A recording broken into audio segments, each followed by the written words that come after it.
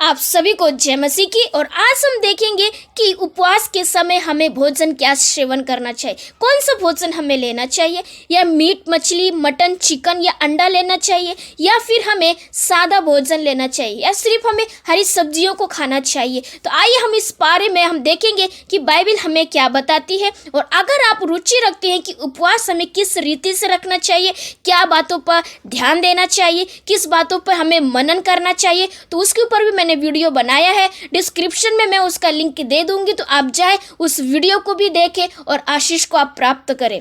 और आते हैं अपने मेन टॉपिक पर, जिस प्रकार से हम जानना चाह रहे हैं कि उपवास के समय हमें मीट मछली खाना अनिवार्य है या फिर उसे हमें छूना भी नहीं चाहिए, या सिर्फ हमें सादा भोजन लेना चाहिए, सिर्फ हमें हरी सब्जियों का सेवन करना चाहिए, क्या फिर हम जिस प्रकार से मीट मछली हम खाते हैं या हम अशुद्ध हो जाएंगे या हम पाप करते हैं। बाइबल हमें इसके बारे में क्या बताती है। जो मसीह में नए भाई बहन हैं उनके मनों में बहुत सारे धारणाएं हैं, प्रश्न है, क्वेश्चन होंगे। क्या हमें उपवास के समय मीट मछली को खाना जरूरी है, या फिर हम सादे भोजन को ही लेकर हम इस उपवास को कंटिन्यू करें। तो आज हम परमेश्वर के वचन से उत्साहित करने जा रहे हैं। मरकुस रचित सुसमाचार 7 अध्याय के 15 पद में इस प्रकार से लिखा हुआ है, ऐसी कोई वस्तु नहीं जो मनुष्य में बाहर से समाकर उसे अशुद्ध करे, परंतु जो वस्तु मनुष्य के भीतर से निकलती है वही उसे अशुद्ध करती है। बाइबल हमें यहाँ पर साफ बता रही है कि जो मनुष्य खाता है वो उसे अशुद्ध नहीं करता है, उसके दौरान वो अशुद्ध नहीं होता है, उसके दौरान वो पाप नहीं करता है, बल्कि जो मनुष्य के अंदर से निकलती है, जो विचारों से निकलती है और मुंह से लोगों के लिए वो गलत कहता है, बुरी बातें कहता है, गालियाँ निकालता है, वे विचार करता है और गलत सोचता है, वो हमें अशुद्ध करती है। ना कि बल्कि उपवास के समय हमें सिर्फ मीट मछली हमें अशुद्ध करती है। सबसे बड़ी बात है वो अशुद्ध करती है वो हमारे गलत विचार, गलत सोच, गलत धारणाएं, गलत स्वभाव, गलत मन में विचार आना, बेविचार करना, पाप करना, ये हमें अशुद्ध करती है।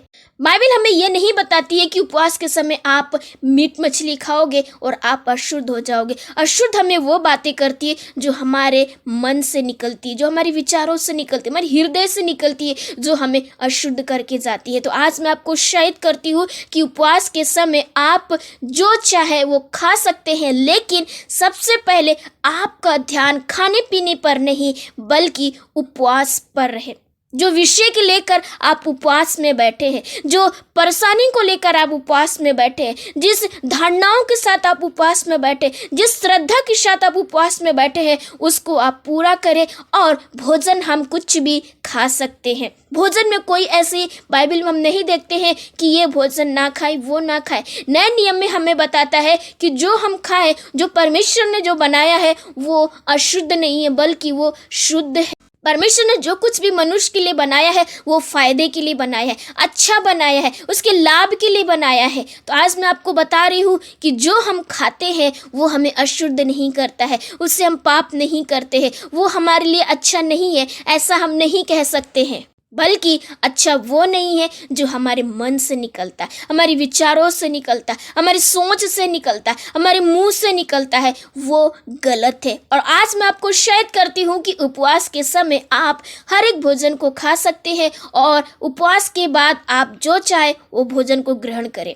आप उपवास के समय हर भोजन को आप खा सकते हैं, चाहे वो दाल चावल हो, अंडा हो, मीट हो, मछली हो, चिकन हो, मटन हो, जो भी है आप खा सकते हैं, लेकिन परमेश्वर को भी वो पहला स्थान देते हुए जब आप खाते हैं तो परमेश्वर की महिमा इसके द्वारा होती है। और जो हमें अशुद्ध करती वो है गलत विचार, गलत सोच, गलत भावनाएं। तो मैं आप लोगों को आशा करती हूँ कि आप लोग इस वीडियो के माध्यम से समझ गए होंगे कि उपवास के समय हर चीज़ों का सेवन हम कर सकते हैं, बल्कि परमेश्वर की महिमा को करते हुए। हालेलुया, प्रभु की स्तुति हो। इस वचन के अनुसार प्रभु आपको बहुत सारी आशीष प्रदान करे।